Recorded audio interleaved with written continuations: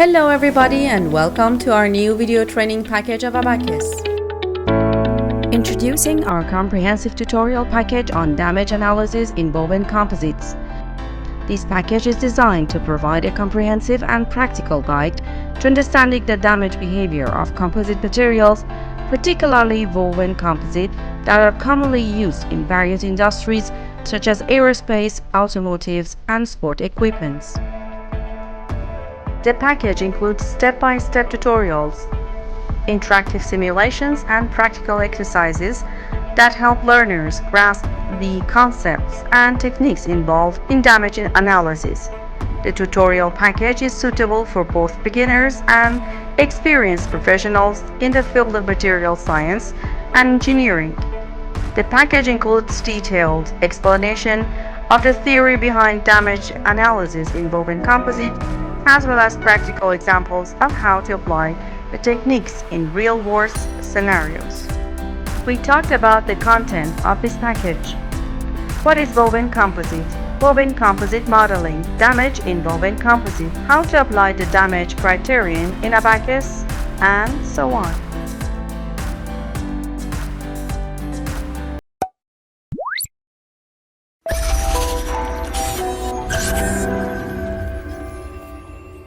Hello Abaqus users, what's up? In this package we'll learn what a woven composite is and how to model the woven composite damage in Abaqus. First, let's take a look at what we will be learning in this lesson. In the first chapter we will introduce woven composites and discuss their advantages over traditional composites. Additionally, we will present some applications of woven composite towards the end of this chapter. In Chapter 2, we will learn about woven composite modeling in different scales and determine on which scale we will simulate woven composites. In the following chapter, we will delve into damage in woven composites. We will specify the different types of damage and explain the failure determination criterion in detail, including its equations and relationships. Finally, in the last chapter, we will learn how to apply the damage criterion in Abaqus. We will begin by presenting a subroutine flowchart and then open and explain each line of the subroutine file to understand how to work with it. Woven composites are net-shaped composite structures that are fully interconnected by their yarns.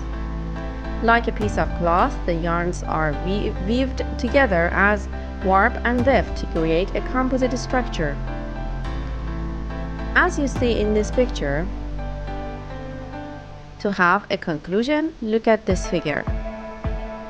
It is clear from the diagram that the woven composites are much stronger than the 2D laminated composites.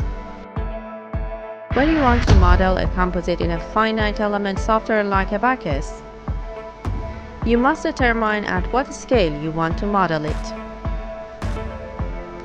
In macro modeling, instead of modeling composite components separately, you can define composite material properties obtained from experimental tests in Abaqus with common Abaqus composite modeling method.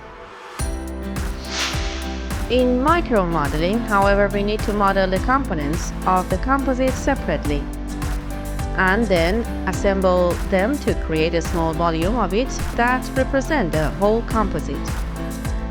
Representative volume element, or RVE, is a common method for micro modeling. If you want to know how to use TextGen, see this Abaqus composite modeling package. In this tutorial, we're going to model the woven composite on the macro scale. Now that you know what woven composite is and how to model it, let's attend to the main topic of this tutorial, damage in woven composites. First, let's see what failure modes are in woven composites. Woven composites have three main failure or damage modes: fiber failure, delamination, and matrix failure. Note that you might see these failure modes with other names in some research articles. This picture shows us a simple damage to the woven composite. The question is how to model these damages in Abaqus. As you know, to model composite damage in Abaqus, we must use one of the existing theories and apply its relations to Abaqus. As you see, these are the relations for the unidirectional ply in both tension and compression states for the delamination failure mode. And this is a relation for the woven ply in the tension state and direction 3. And this one is for the delamination in compression state in direction 3. The relations we've just seen are used as criteria to determine whether there are any damage in the model. First, let's see the flowchart of this subroutine to understand how this subroutine works. In the beginning, we must input our data, which contains variables such as the alpha, tensile, and compression strength in all directions and so on.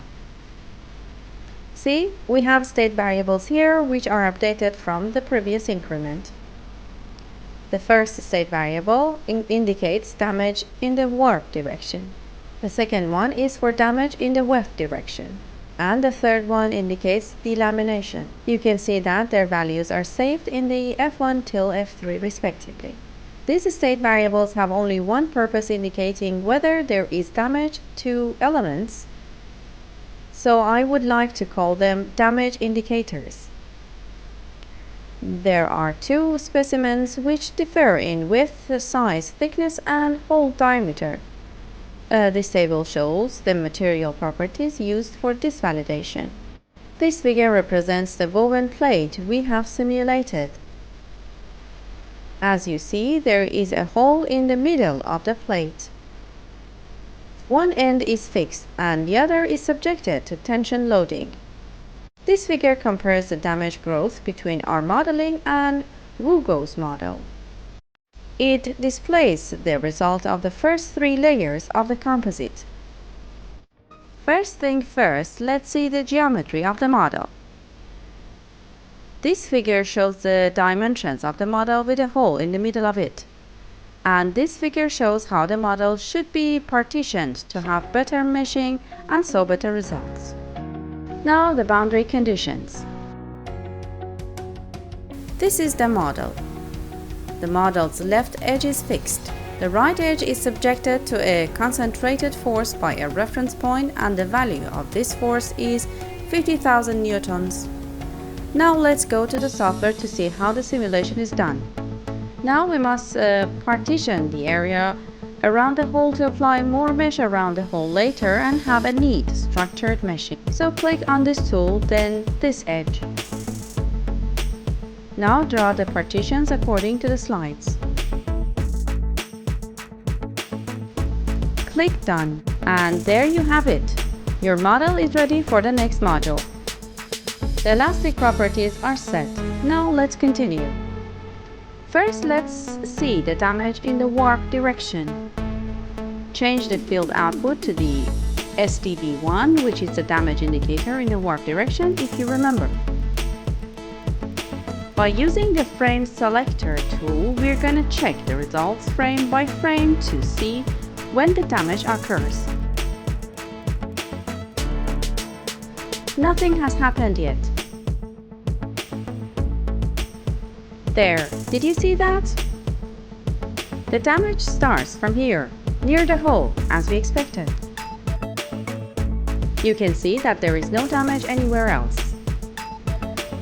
Check out the time. In time 0.4, the damage starts. Let's move on. Do you see how the damage grows? In time 0.53, it can be seen that the damage reaches the top and bottom edge of the model, which means that the model is failed. So the model is broken, and from this time forward, the results are useless. Now let's see how much force was needed for the damage to occur and the maximum force that broke the model. We need to plot the force time graph to find the value of these forces. So click on this tool, select this option and click Continue. The damage occurs in time 0.4. The graph shows that the force value in this time equals 20 kilonewtons. Not convinced? You can see this by seeing the graph's data. And the maximum force can be found at 26.5 kilonewtons by the same method. Now we do this analysis for the other two types of damage. I hope you have got enough information about this package, but don't worry at all. If you have any questions about this tutorial, ask us via support@caeassistant.com.